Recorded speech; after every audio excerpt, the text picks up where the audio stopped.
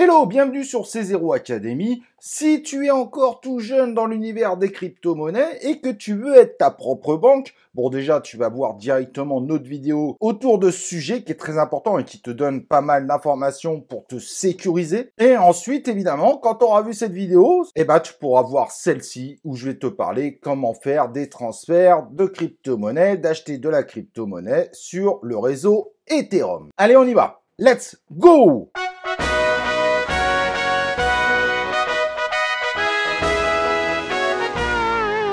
Donc, comme je disais, le sujet du jour aujourd'hui, c'est la DeFi sur l'univers Ethereum, la blockchain la plus grosse actuellement, mais aussi la plus coûteuse. Mais là, malheureusement, tu n'auras pas le choix, il faudra y mettre les moyens. Donc, avant tout, on va commencer par regarder comment créer son wallet MetaMask, un wallet qui fonctionne extrêmement bien dans l'univers de la DeFi, de la finance décentralisée sur le réseau Ethereum. Et ensuite, on regardera un outil le plus populaire qui s'appelle Uniswap et comment l'utiliser. Pour commencer, il nous faut un wallet. On va utiliser le plus populaire à ce jour. Il s'appelle MetaMask. Pourquoi MetaMask? Tout simplement parce que celui-ci marche avec toutes les dApps, donc applications décentralisées, donc les applications de la DeFi, ce qui n'est pas vrai avec un grand nombre de wallets. Alors, pendant ce tutoriel, je serai sur un ordinateur, mais sur téléphone. Ça marche également. Il y a juste quelques petites subtilités à comprendre. On va aller sur le site officiel. Il faut toujours télécharger l'application à partir du site officiel metamask.io. Tu as le lien en description. À ce moment-là, évidemment, il suffira de cliquer sur Download, de choisir la version que tu désires. Là, sur le coup, on est sur ordinateur, on est sur Brave. On va prendre la version Chrome. Chrome et Brave, c'est la même chose. En revanche, rappelle-toi, si tu veux le télécharger sur un téléphone, je te recommande de passer malgré tout par metamask.io qui t'amènera automatiquement sur la bonne application.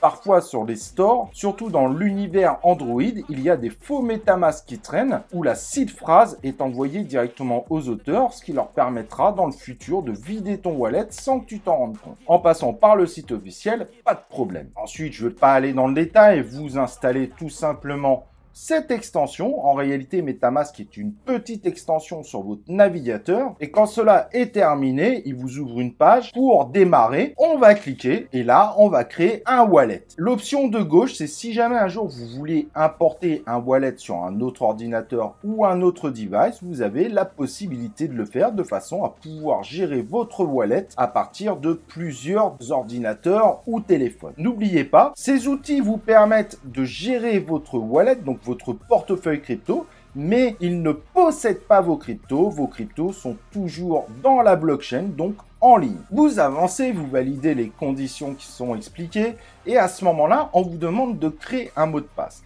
Le mot de passe qui est proposé ici, c'est le mot de passe qui sera obligatoire d'indiquer pour pouvoir tout simplement vous connecter à votre MetaMask. En effet, régulièrement, votre MetaMask se déconnecte pour des raisons de sécurité et il vous faudra ce mot de passe pour rentrer dedans. En revanche, ce mot de passe est uniquement dédié à ce device. Si vous importez ce wallet plus tard dans un téléphone ou un autre ordinateur, vous pourrez mettre un mot de passe différent. Le mot de passe est dédié uniquement à cet ordinateur. C'est juste une sécurité supplémentaire. Si dans le futur, vous avez oublié votre mot de passe, il faudra importer un wallet à partir de la seed phrase, donc la clé qui est extrêmement importante qui permet de gérer votre wallet. Cette seed phrase, n'oubliez pas, il ne faudra jamais la donner. Il y a des gens qui vont tenter de trouver des astuces pour vous dire « Attends, je vais t'aider, donne-moi ta seed phrase ». Si vous donnez votre seed phrase, votre wallet appartient à quelqu'un d'autre et là, à ce moment-là, vous ne pourrez plus rien faire. Quand vous avez finalisé le mot de passe, il y a des vidéos,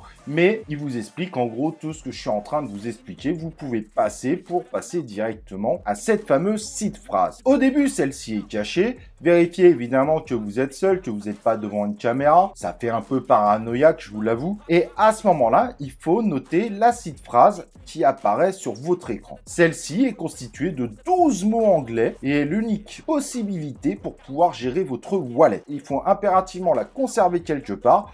sur la première vidéo, je vous donnais des astuces pour encore plus sécuriser le fait de garder votre seed phrase. Quand vous avez bien noté votre seed phrase, vous faites suivant et il va vérifier que vous l'avez bien noté. Donc, il va vous demander tout simplement de remettre les mots dans le bon ordre. Et quand vous avez mis tous vos mots et qui sont dans le bon ordre, vous validez et tout simplement, il vous remercie et vous félicite tout simplement d'avoir finalisé l'ouverture de votre wallet. Et à ce moment-là, vous avez votre wallet, mais sur MetaMask, par défaut, il est sur le réseau Ethereum. À présent que ton MetaMask est installé, tu vas devoir évidemment acheter de la crypto-monnaie. Pourquoi? Eh bien, sur chaque blockchain, tu dois payer des frais de transaction et cela se fait avec la crypto-monnaie de la blockchain. Et donc, dans l'univers Ethereum, la crypto-monnaie pour les frais de transaction, c'est tout simplement le TH. Et l'avantage, c'est que sur la blockchain Ethereum, tu peux acheter tes crypto-monnaies directement de MetaMask. Il suffit de cliquer sur Buy en haut ou acheter si tu es évidemment en version française.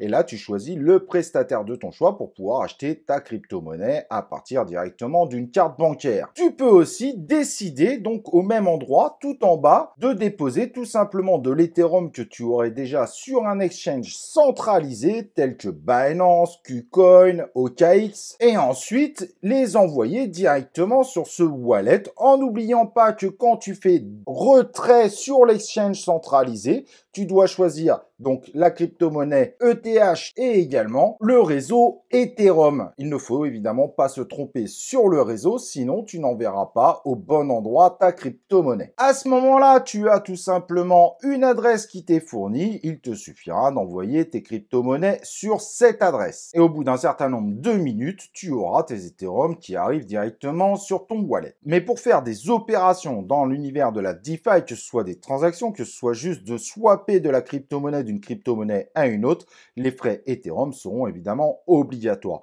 Ceux-ci peuvent être très élevés, ça peut aller de 10 $ à plusieurs dizaines de dollars.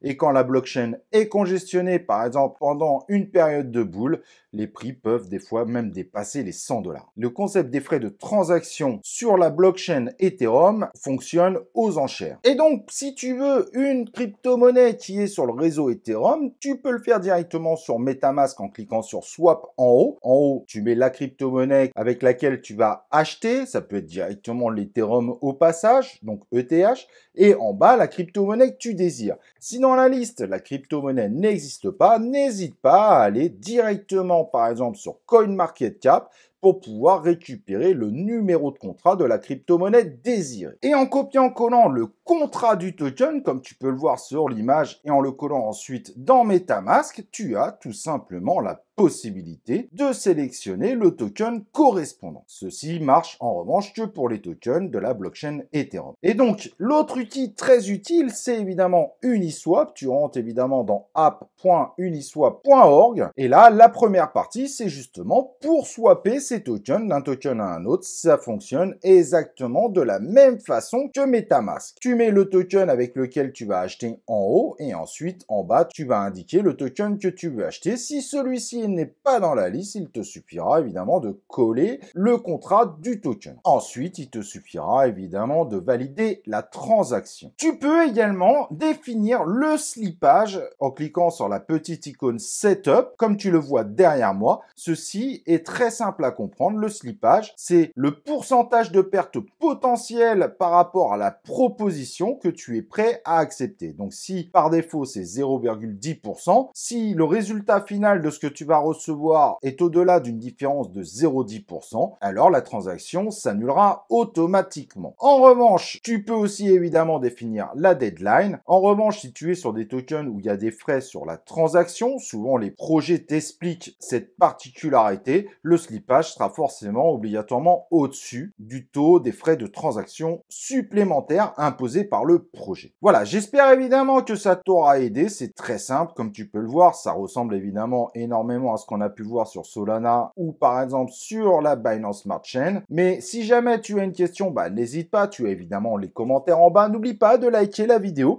de t'inscrire évidemment sur C0 Academy et on se retrouve pour une prochaine vidéo de C0 Academy.